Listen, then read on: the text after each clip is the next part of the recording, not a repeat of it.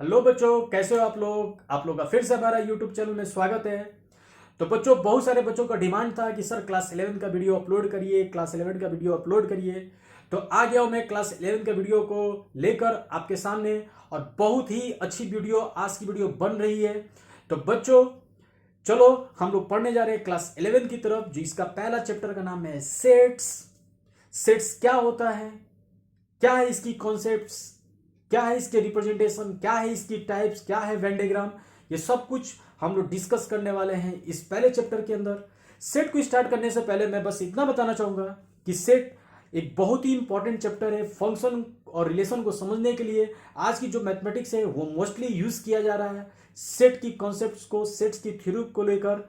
तो चलते हैं बच्चों सेट की तरफ और सेट को स्टार्ट करते हैं। तो अभी तक अपने आप कॉलम कॉपी नहीं खोला है तो अपने पेन और कॉपी को खोल लें, क्योंकि हम स्टार्ट करने जा रहे हैं पहला चैप्टर सेट की तरफ। चलिए बच्चे, सेट्स सेट्स को खोजने वाला आखिर कौन था, आइए मैं इस बात को बताऊं। सेट्स को खोजने वाले मैथमेटिशियन का नाम था जॉर्ज कैंटर, जो कि एक मैथमेटिशियन थे जिनका जन्म रसिया में हुआ था। ठीक है, और इनका जो एजुकेशन हुई थी वो जर्मनी में हुई थी। इनकी जन्म 1845 में और इनकी जो डेथ है वो 1918 में हुआ था। इन्होंने इस सेट की थ्योरी को बनाया और आज के डेट में हम इनके सेट्स को पढ़ रहे हैं। According to the George Cantor ने बताया, any well defined collection of objects are called sets. मतलब क्या था इनका कहने का मतलब, any well defined collection of objects, कोई भी वेल डिफाइंड कलेक्शन ऑफ यदि ऑब्जेक्ट्स लिया जाए तो उसको सेट्स कहते हैं। ठीक है, जॉर्ज केंटर ने कहा। अब यहां पे एक वर्ड आ रहा है जो कि बार बार हमारे दिमाग में नॉक कर रहा है कि वेल डिफाइंड से क्या मतलब है सर।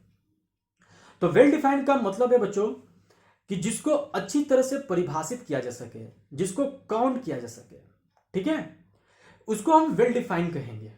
समझ में आ रहा? तो अब जो भी ऑब्जेक्ट्स हैं, इन्होंने बताया कि जो ऑब्जेक्ट्स होगा, इस ऑब्जेक्ट्स को इन्होंने मेंबर ऑफ द सेट्स कहा और एलिमेंट ऑफ सेट्स कहा। ठीक है, तो एक बार फिर से इनके डिफिनेशन की तरफ चलते हैं। जॉर्ज केंटर ने 1845 में 1918 में इनका ये जीवन काल था। इन्होंने इसी के बीच में इन्होंने सेट्स के साथ साथ बहुत अच्छी अच्छी थ्योरीज को इन्होंने दिया। इन्होंने बताया कि any well defined collection of objects is called a set. यदि कोई भी well defined collection of object होता है तो उसको सेट कहते हैं। ठीक है, और वेल डिफाइंड का मतलब हुआ कि जिसको परिभाषित किया जा सके, अच्छी तरह से बताया जा सके, डिफाइन किया जा सके। ठीक है, the objects of set are called its member और एलिमेंट, और जो भी इसके ऑब्जेक्ट्स से उस ऑब्जेक्ट्स को उसका मेंबर कहा गया, सेट के मेंबर कहा गया। जैसे मान लेते हैं X is member of set ए, कोई सेट ए है, ठीक है, कोई भी कलेक्शन है, और एक्स क्या है, उसका मेंबर है। तो इन्होंने बताया कि इसको हम इस प्रकार लिखते हैं, X is an element of set A, या इसको हम पढ़ते हैं X belongs to set A. X जो है एक सेट ए का एक मेंबर है। ठीक है बच्चे, तो इसकी बात हम बाद में करेंगे। अब इसके कुछ एग्जाम्पल के थ्रू हम ये समझते हैं कि आखिर सेट्स कहेंगे किसको, किस टाइप की कलेक्शन हमारी सेट कहलाएंगी। ठीक है, तो इन्होंने बस एक ही बात पे इन्होंने फोकस किया, वेल डिफाइन, जिसको हम अच्छी तरह से डिफाइन किया जा सके।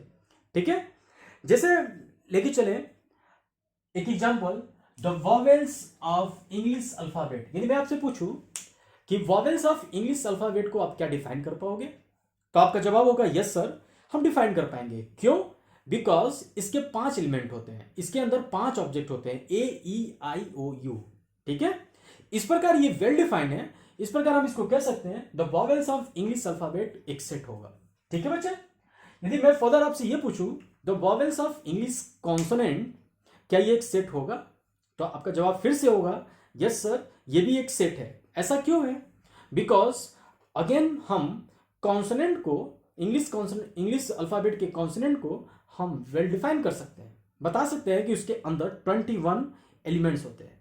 ठीक है, फिर से एक एग्जांपल लेके चलते हैं, the set of all integers. यदि मैं आपसे कहूं the the set of all integers, क्या ये सेट होगा? तो आपका रिप्लाई होगा यस सर, होगा। लेकिन फिर मैं कहूंगा no, the set of all integer is not a set.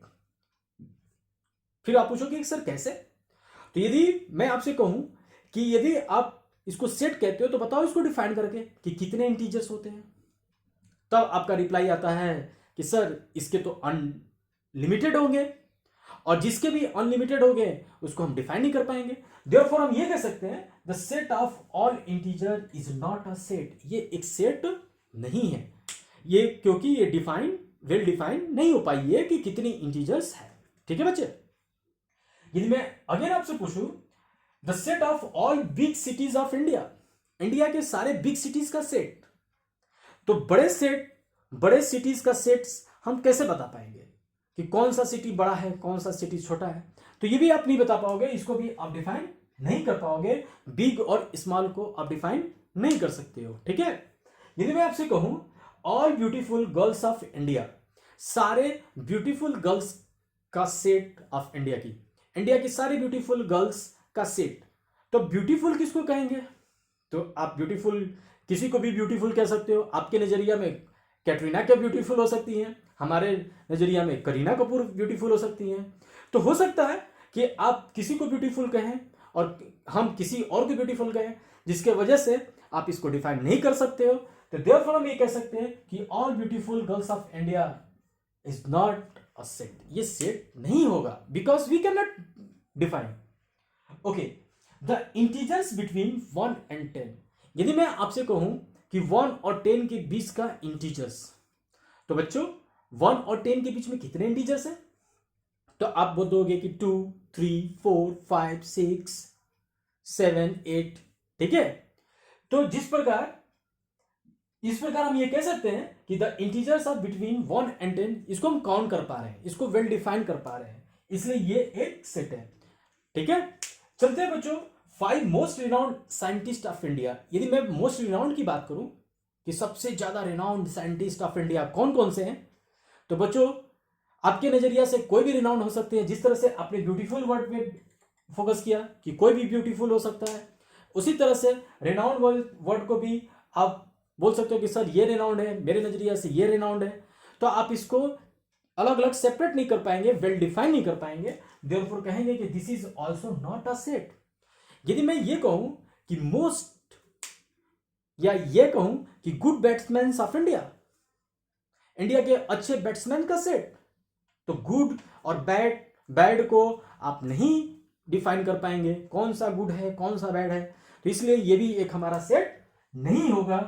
यदि मैं आपसे कहूं the most intelligent student of your class 11, आपके क्लास 11 का मोस्ट ब्रिलियंट स्टूडेंट कौन सा है, तो आप किसी एक बच्चे का नाम ले लेते हो, लेकिन जी नहीं, कोई भी बच्चा ब्रिलियंट हो सकता है, कोई भी बच्चा वीक हो सकता है, तो स्लो लर्नर हो सकता है। ठीक है, तो आप किसी को भी इंटेलिजेंट नहीं बोल सकते हो, कोई भी किसी के अंदर टैलेंट छिपा हो सकता है।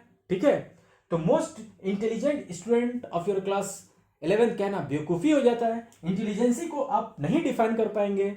इस प्रकार हम कह सकते हैं कि this is also not a set. तो आई होप कि जॉर्ज कैंटर की बात आपको समझ में आ गई होगी। उन्होंने क्या बताया कि any well defined collection of objects is called set. कोई भी well defined collection of object होता है उसको सेट कहते हैं, and the objects are called member of the set. And the, यदि एक्स कोई एक मेंबर है सेट ए का, तो हम इसको इस प्रकार लिखते हैं एक्स बिलोंग्स टू ए, और यदि एक्स कोई सेट ए का मेंबर नहीं है तो हम इसको इस प्रकार रिप्रेजेंट करते हैं x does not belongs to set A. I hope कि बच्चों आपको ये बात समझ में आ गई होगी, आप इसको नोट कर लें। मैं चलता हूं आगे की तरफ। चलते हैं बच्चों आगे की तरफ, सेट को हम पढ़ने। रिप्रेजेंटेशन ऑफ अ सेट, किसी भी सेट को किस प्रकार रिप्रेजेंट करेंगे। तो अभी तक आपने देखा पिछले स्लाइड में कि सेट को हम किसको कहेंगे, सेट कौन से well defined collection of objects होगा। तो अभी आपने सेट की well defined collection of objects समझ चुके हैं कि ऑब्जेक्ट्स किसको कहेंगे, वेल डिफाइंड क्या होता है। ठीक है, तो रोस्टर फॉर्म और टेबलर फॉर्म पहला जो रिप्रेजेंटेशन है जिसका नाम है रोस्टर फॉर्म और टेबुलर फॉर्म, और दूसरा जो रिप्रेजेंटेशन है सेट को लिखने का जो तरीका है, रिप्रेजेंट करने का तरीका है, दूसरा फॉर्म को बोलते हैं सेट बिल्डर फॉर्म और रूल मेथड भी कहा जाता है। तो बच्चों रोस्टर फॉर्म और टेबुलर फॉर्म क्या होता है, पहले हम इस बात को समझते हैं कि रोस्टर फॉर्म क्या है हमारा, ठीक है।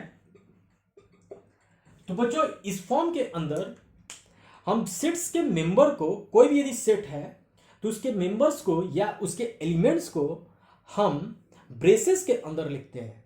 ब्रेसेस जो हमारा कर्ली ब्रैकेट होता है उसको हम ब्रेसेस कहते हैं।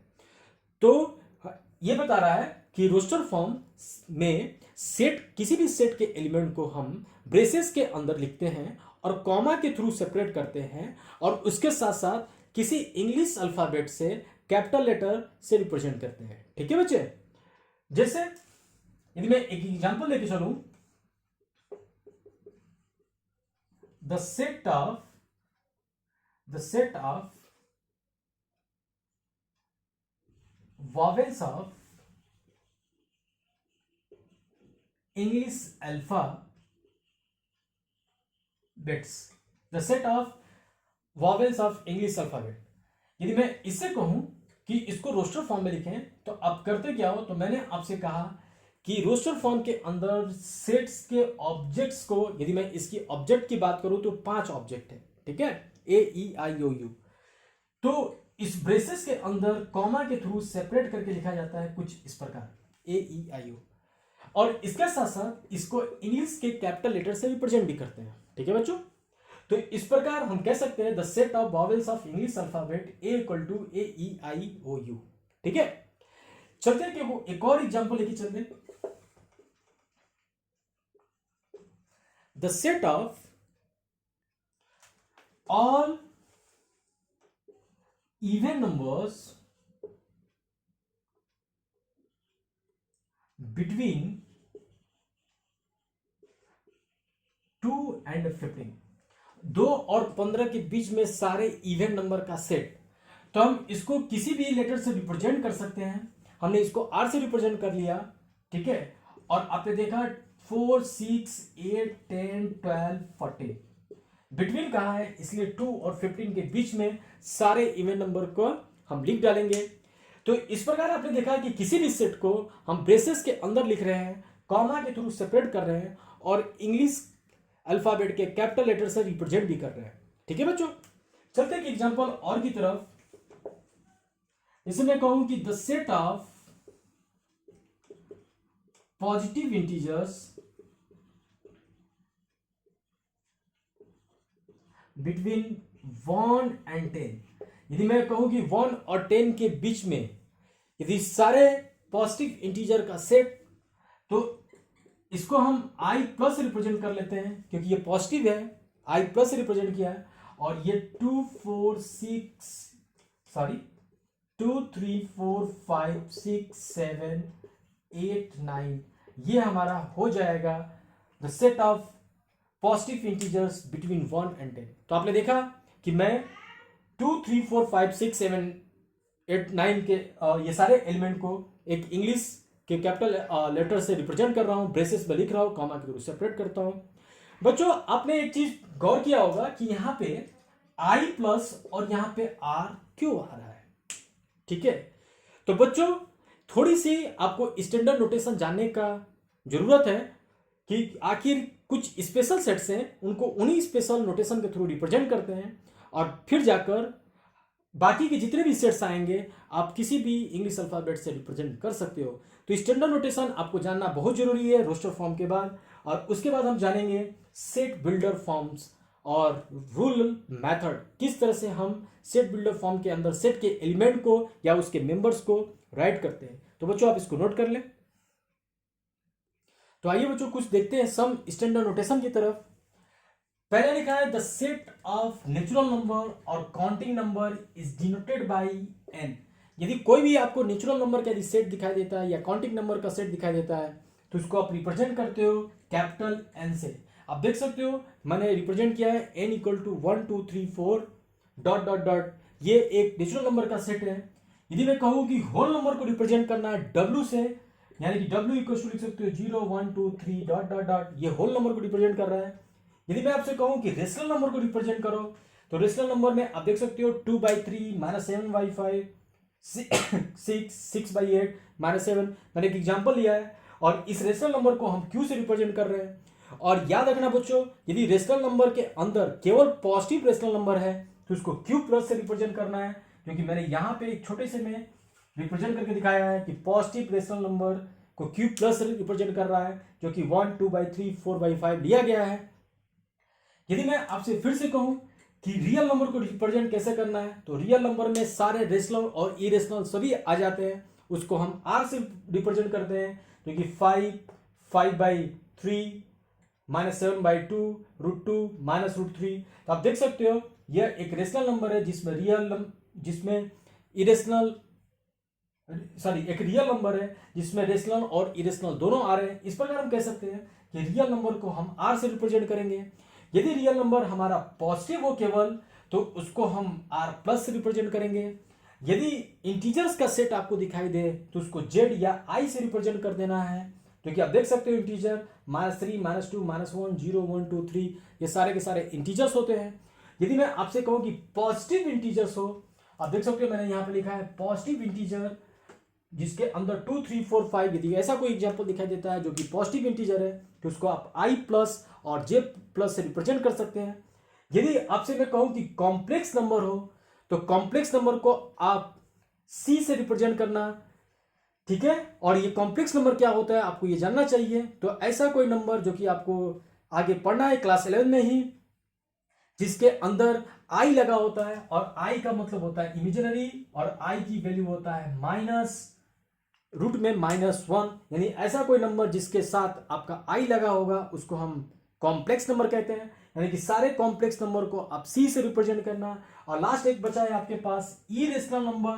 तो किसी भी इरेशनल नंबर को रिप्रेजेंट यदि आपको करना है तो उसको हम कैपिटल T से रिप्रेजेंट करते हैं, जैसे √2 √3 √5 ये सारे के सारे। यदि मैं इरेशनल नंबर ले लूं और उसका कलेक्शन ले लूं तो कहेंगे कि वह एक हमारा इरेशनल नंबर का सेट है और जिसको हम T से रिप्रेजेंट कर सकते हैं। तो बच्चों आई होप कि आपको समझ में आ गया होगा। Once again, all natural number is denoted by N, okay, all whole number is denoted by W, all real number is denoted by R, all rational number is denoted by Q, all positive real number is denoted by R plus, all positive rational number is denoted by Q plus, all integer is denoted by I, all positive integer is denoted by I plus, all irrational number is denoted by T, all complex number is denoted by C। तो इस प्रकार बच्चों आप देख सकते हो कि मैंने सब कुछ कंबाइन आपको बता दिया है, आप इसको नोट कर लें। बहुत ही एक इंपॉर्टेंट सी बात था, some standard notation of sets. तो आई होप कि बच्चों आपको समझ में आ गया होगा।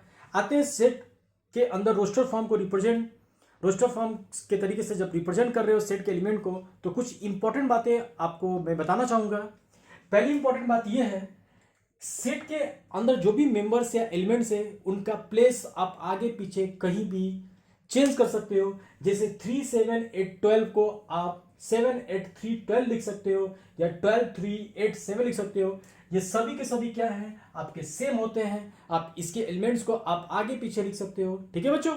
सेकंड इंपॉर्टेंट बात, जहां भी स्टार होगा वो इंपॉर्टेंट बात आपको निकल कर आएगी। ABBCCC एंड ABC ये दोनों के दोनों सेम सेट है, दोनों में कोई डिफरेंट नहीं है, ठीक है बच्चों। यानी कि सेट के अंदर एक एलिमेंट का 5 बार रिपीट हो या 10 बार रिपीट हो, यह हमारा बेवकूफ़ी होता है। आप हमेशा ट्राई ये करते हैं कि उस 5 बार रिपीट के जगह पे सिर्फ एक बार रिपीट करें, ठीक है, एक बार ही लिखें उसको। जैसे थर्ड स्टार आपको ये बता रहा है while listing the element of set it's sufficient to list its member only once। जब भी आप सेट के एलिमेंट को लिस्ट कर रहे हो, आप उसको रोस्टर फॉर्म में बना रहे हो, तो हर एक एलिमेंट को सिर्फ एक बार दिखाइए। जैसे कि एग्जांपल लेके चलते हैं, list mathematics as roster form. यदि मैथमेटिक्स वर्ड को रोस्टर फॉर्म में लिखना है तो आप लिखते हो कुछ इस प्रकार, MATHEICS।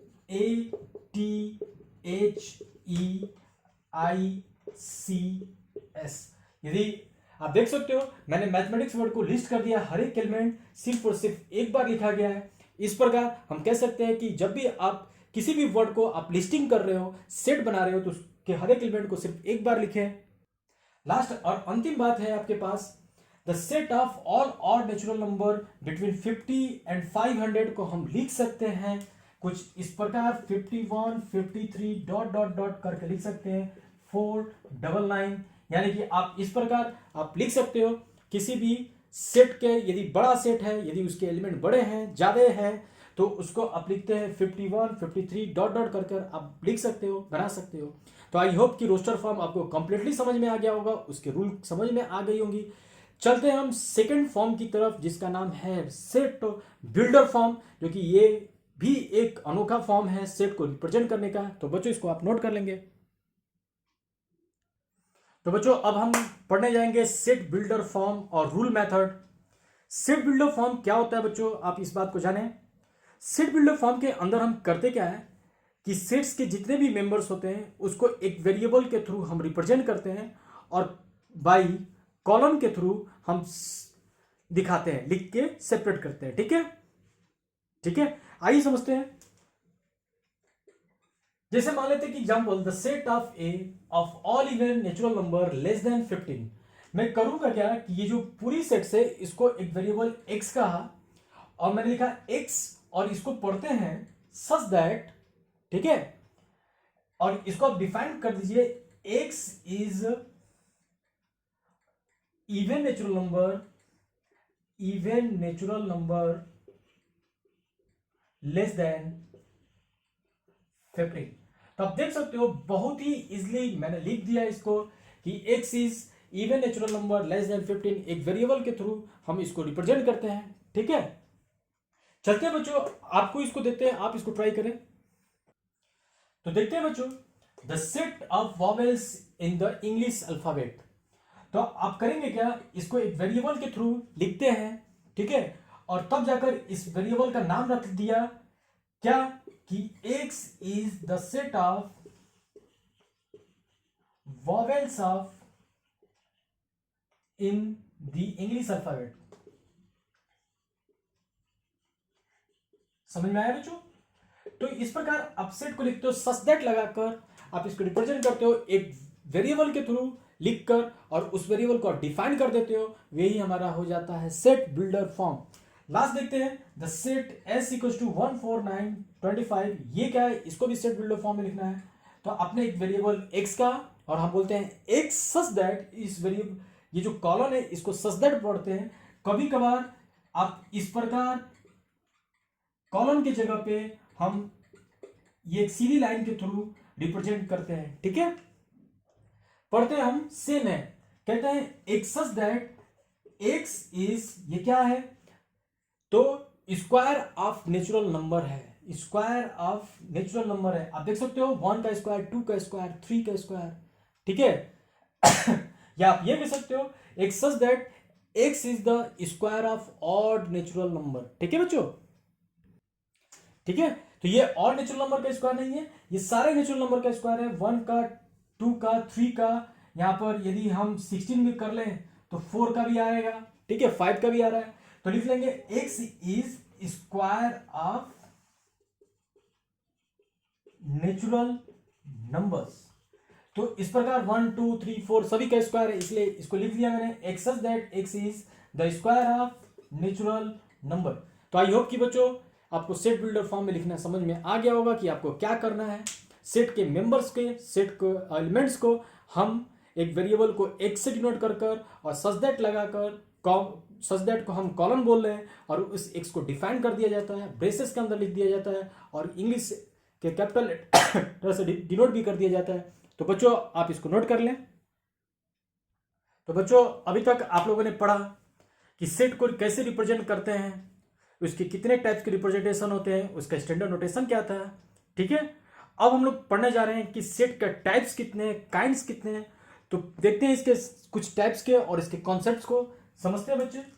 काइंड्स ऑफ सेट्स में पहला जो काइंड है इसका नाम है एम्प्टी सेट। इस एम्प्टी सेट का वाइड सेट भी बोलते हैं या नल सेट भी बोलते हैं। ठीक है, यानी कि एम्प्टी सेट क्या होता है, एक ऐसा सेट जिसके अंदर कोई भी एलिमेंट ना पाया जाता हो। ठीक है, उस सेट को हम एम्प्टी सेट कहते हैं। ठीक है, मतलब हम ऐसे कर सकते हैं, a set containing no element is called empty set. ठीक है, आप देख सकते हैं मैंने लिखा भी है, a set which does not contain any element is called the empty set और द नल सेट और वाइड सेट।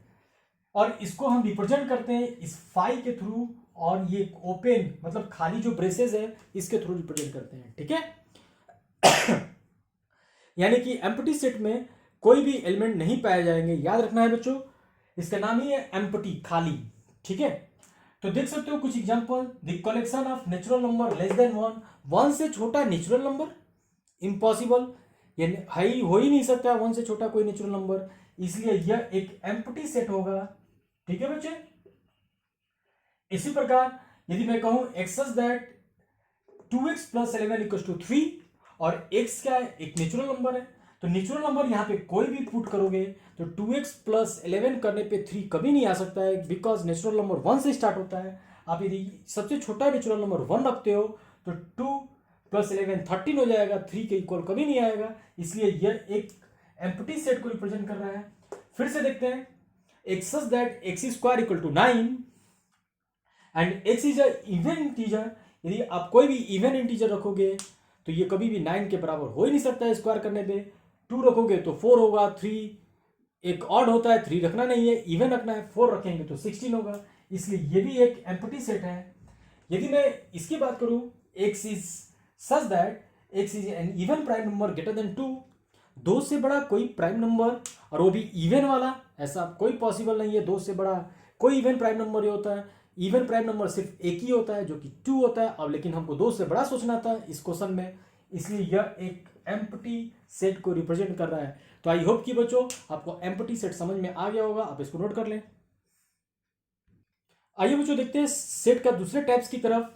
दूसरा टाइप का नाम है सिंगलटन सेट, और इसमें आपको ये नाम ही इसका समझ में आ रहा होगा, सिंगल, सिंगल का मतलब एक, यदि एक ऐसा सेट जिसके अंदर सिर्फ और सिर्फ एक एलिमेंट पाया जाता है उसको हम सिंगलटन सेट के नाम से जानते हैं बच्चों। आइए देखते हैं क्या लिखा मैंने, अ set that contains only one element is called singleton set, और इस सिंगलटन सेट का दूसरा नाम यूनिट सेट भी होता है। ठीक है, आप देखोगे जब ध्यान से तो इसके अंदर सिर्फ एक ही एलिमेंट होगा, आप देख सकते हो यहाँ पे सिर्फ एक एलिमेंट है ए, यहाँ पे 0 एक एलिमेंट है जो कि सेट के अंदर लिखा गया है। तीसरा एग्जांपल में 5 को डाल दिया गया ब्रेसेस के अंदर, तो जब 5 हमारा ब्रेसेस के अंदर आ जाता है तो वह एक सिंगलटन सेट बन जाता है, और जब 5 विदाउट ब्रेसेस होता है तो यह एक एम्प्टी सेट रहता है। तो बच्चों आप इसको हमेशा ध्यान से देखें। ठीक है, next x that 3x minus 1 equal to 8, यहां से x की वैल्यू निकालोगे तो वो 3 आएगा। ठीक है, जो कि आप इसको सॉल्व करने पे देखेंगे रोस्टर फॉर्म में, तो इसकी वैल्यू क्या हो जाएगी, 3 हो जाएगी। इस प्रकार यह भी एक सिंगलटन सेट को रिप्रेजेंट कर रहा है। यदि मैं लास्ट एग्जांपल की तरफ चलूं, एक such that x is the capital of India, तो इंडिया का कैपिटल सिर्फ एक ही है। ठीक है, जो एक सिंगलटन सेट को रिप्रेजेंट कर रहा है। तो इस प्रकार बच्चों हम देख सकते हैं सिंगलटन सेट का मतलब हुआ कि एक ऐसा सेट जिसके अंदर सिर्फ और सिर्फ एक एलिमेंट पाया जाता है उसको सिंगलटन सेट कहते हैं। तो आप इसको नोट कर ले बच्चों। अगला देखते हैं बच्चों सेट के काइंड में, जिसका नाम है पेयर सेट। तो पेयर सेट किसे कहते हैं कि एक ऐसा सेट जिसके अंदर 2 एलिमेंट पाया जाता है उसको पेयर सेट कहते हैं। आप इसके एग्जांपल को देख सकते हैं, ए बी, यहाँ पे 2 एलिमेंट लिखा है, 0 1 2 एलिमेंट है। ठीक है बच्चे, यहाँ पे फिर से देख सकते हैं 5 और 1 एक पेयर सेट बना रहा है, और यहाँ पे access that x square minus 5x plus 6 equal to 0, this is the equation, and whenever you solve this equation you will get the value of x equals to 2 and 3 which denotes a pair set. Therefore we can say except that x square minus 5x plus 6 equals to 0 is a pair set. तो ये भी एक pair set को represent कर रहा है। तो इस प्रकार हमने देखा empty set, singleton set, pair set. अब आते हैं हम सेट ऑफ सेट्स। ये क्या होता है बच्चों, तो सेट ऑफ सेट का मतलब है एक ऐसा सेट जिसके अंदर कई सारे सेट पाया जाता है। ठीक है, मतलब हम कह सकते हैं एक ऐसा सेट जिसके सारे एलिमेंट एक सेट की तरह होते हैं उसको सेट ऑफ सेट कहते हैं, या फैमिली ऑफ सेट भी बोलते हैं इसको, या इसको क्लास ऑफ सेट भी कहा जाता है। ठीक है बच्चों, यानी कि आप देख सकते हो एक एग्जांपल से इसके अंदर कई सारे सेट अवेलेबल हैं, 1 2 3। तो इस प्रकार ये एक हमारा सेट ऑफ सेट और क्लास ऑफ सेट और फैमिली ऑफ सेट भी कहलाता है। तो आई होप कि बच्चों आपको काइंड्स ऑफ सेट समझ में आ रहा है। अब चलते हैं हम बच्चों फाइनाइट और इनफाइनाइट सेट की तरफ, आप इसको नोट कर लें। तो चलते हैं बच्चों फाइनाइट सेट की तरफ। क्या होता है फाइनाइट सेट? तो फाइनाइट सेट का मतलब ये हुआ क्या, ये हुआ कि एक ऐसा सेट जिसके अंदर जो एलिमेंट है, नंबर ऑफ एलिमेंट है, वह एक डेफिनिट है, जो एक निश्चित है, उस सेट को हम फाइनाइट सेट कहते हैं। जैसे देख सकते हैं मैंने क्या लिखा है यहाँ पे, अ set that contains definite number of element is called a finite set. ठीक है, यानी आप देख सकते हो एस इक्वल टू पहला लिखा है ए ई आई ओ यू, यह एक डेफिनेट नंबर ऑफ एलिमेंट है इसके अंदर, इसलिए यह एक फाइनाइट सेट को रिप्रेजेंट कर रहा है। ठीक है बच्चे, इसी प्रकार A equal to 246 dot dot dot 100 तक लिखा गया, यह भी एक फाइनाइट सेट को रिप्रेजेंट कर रहा है। M equal to x such that x is the month of year, फिर से एग्जांपल देखा, मंथ ऑफ ईयर जो किसी ईयर का मंथ जो होते हैं, मंथ्स जो होते हैं वह एक फाइनाइट सेट को रिप्रेजेंट कर रहा है। एक सच that x is the natural number, x is the prime factor of 210, एक नेचुरल नंबर बनाता है जो कि 210 का प्राइम फैक्टर्स है। तो प्राइम फैक्टर्स जो होंगे 210 का 2357 है, जो कि आप देख सकते हो इसके अंदर भी जो एलिमेंट है वह एक डेफिनेट नंबर ऑफ एलिमेंट है। ठीक है बच्चों, और फिर से 5 जो लिखा है, 5 is also called empty set, और हर एक एम्प्टी सेट एक फाइनाइट सेट होता है। ठीक है, also a finite set. I hope कि बच्चों आपको समझ में आ गया होगा। अब चलते हैं इनफाइनाइट सेट की तरफ। इनफाइनाइट सेट की तरफ, तो बच्चों आपको मैं पहले बता दूं कि जो सेट फाइनाइट नहीं होता है वो सेट इनफाइनाइट होता है। ठीक है, यानी कि हम इसका डिफिनेशन ऐसे लिख सकते हैं, a set that contains unlimited number of elements is called infinite set। Example में आप देख सकते हो a equals to 1 2 3 dot dot dot dot, तो आप देख सकते हो कि ये जो है एक इनफाइनाइट सेट को रिप्रेजेंट कर रहा है। 1 2 3 डॉट डॉट डॉट डॉट, मतलब इसके अंदर जो एलिमेंट है वो अनलिमिटेड एलिमेंट है जिसको हम काउंट नहीं कर पाएंगे, वेल डिफाइंड नहीं कर पाएंगे। ठीक है बच्चों, तो इस प्रकार इसको इनफाइनाइट सेट में रखा गया है। और आपको मैं एक्चुअल में एक बात बताऊं कि इनफाइनाइट सेट सेट होता ही नहीं है, बिकॉज उसको हम वेल डिफाइंड नहीं कर सकते हैं। ठीक है, तो बच्चों आप इसको नोट कर लीजिएगा। मैं चलता हूं आगे की तरफ। इनफाइनाइट सेट को हम रोस्टर फॉर्म में नहीं लिख सकते हैं। ठीक है बच्चों, तो आई होप कि आपको यह बात समझ में आ गया होगा, आपने नोट कर लिया है। अब हम चलते हैं आगे के टॉपिक की तरफ। तो चलते हैं बच्चों फिर से सेट की तरफ, जिसका नाम है इक्वल सेट्स। तो इक्वल सेट किसे कहते हैं? Two sets A and B are set to be equal, set to be equal set if they have same elements. यानी कि दो सेट को हम इक्वल सेट तभी कहेंगे जब दोनों सेट के अंदर जो एलिमेंट्स हैं वो सेम है। ठीक है, यानी कि आप देख सकते हो a equals to A B C और b इक्वल्स टू मैंने लिखा है बी सी ए। तो ये दोनों के दोनों सेट इक्वल सेट तभी कहलाए जब इन दोनों के एलिमेंट जो है सेम है। या हम ऐसे कह सकते हैं कि set A is equal to set B if all the element of set A is present in B and all the element of B is also is an element of set A, therefore we can say A equal to B। अब equal set के बाद हम ये जानते हैं कि cardinal number क्या होता है। तो कार्डिनल नंबर बताता है कि the number of element present in a set A, the number of element present in set A is called cardinal number of set, is denoted by, and it is denoted by, और इसको denote किया जाता है बच्चों N A से।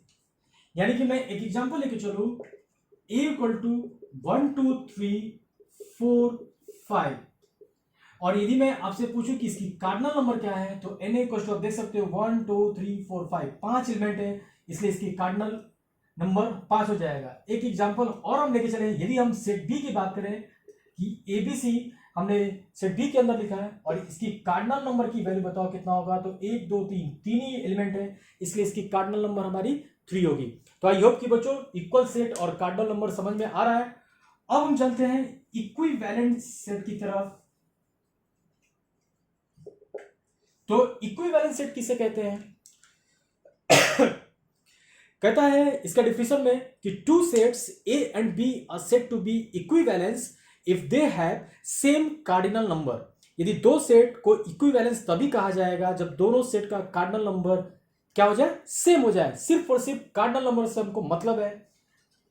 लिखता हूं मैं, two sets A and B are said to be equivalent sets if they have same cardinal number। यदि उन दोनों सेट का कार्डिनल नंबर यदि सेम है तो वो दोनों सेट एक दूसरे के इक्विवेलेंट कहलाता है और it is denoted by A equivalent to B. आप इस प्रकार डिनोट करते हो, ठीक है बच्चे। जैसे कि एग्जांपल लेके चले, ए इक्वल्स टू लिखा 1 2 3 एंड बी इक्वल्स टू लिखा ए बी सी।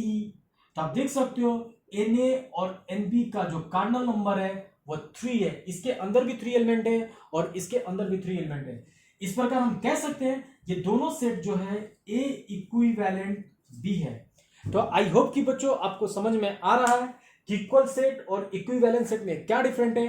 तो इक्वल सेट का मतलब हो गया कि उन दोनों सेट का सेम एलिमेंट होनी चाहिए और इक्विवेलेंस में होना चाहिए उन दोनों का कार्डिनल नंबर सेम। अब एक कंफ्यूजिंग सवाल यह आता है कि क्या इक्वल सेट इक्विवेलेंट सेट होता है? तो बच्चों यस, हर एक इक्वल सेट इक्विवेलेंट सेट होता है, ठीक है। आप देख सकते हो इस एग्जांपल में ये इक्वल सेट भी है और इक्विवेलेंट सेट भी है, ठीक है। मगर हर एक equivalent set equal set may और मे नॉट बी, ठीक है ना। हो भी सकता है, नहीं भी हो सकता है। हर एक इक्विवेलेंट सेट मे और may not be equal set. तो बच्चों इस स्टार को आप हमेशा दिमाग में सेव करके रखेंगे कि every equal set is a equivalent set but every equivalent set may और may not be equal set. तो आई होप कि बच्चों आपको मेरा आज का बात समझ में आया है, ठीक है। यदि बच्चों आप लोगों ने अभी तक इस चैनल को सब्सक्राइब और चैनल शेयर नहीं किया है, इस चैनल को शेयर नहीं किया है, तो बच्चे जल्दी से आप शेयर और सब्सक्राइब करें और भी अपने फ्रेंड्स को बताएं कि आपका 11th की वीडियोस आ चुकी है बाय सूरज सर के थ्रू, ठीक है। तो तब तक के लिए आप बस इतना पढ़ाई करें। कल हम लोग जानेंगे सबसेट और सुपर सेट और प्रॉपर सबसेट क्या होता है, वेन डायग्राम क्या होता है, सेट की इंटरवल्स क्या क्या होती हैं। तो ये सब कुछ आप लोग को सीखना है। तब तक के लिए एंजॉय करिए, पढ़ाई करिए, रिवाइज करिए। जय हिंद, जय भारत।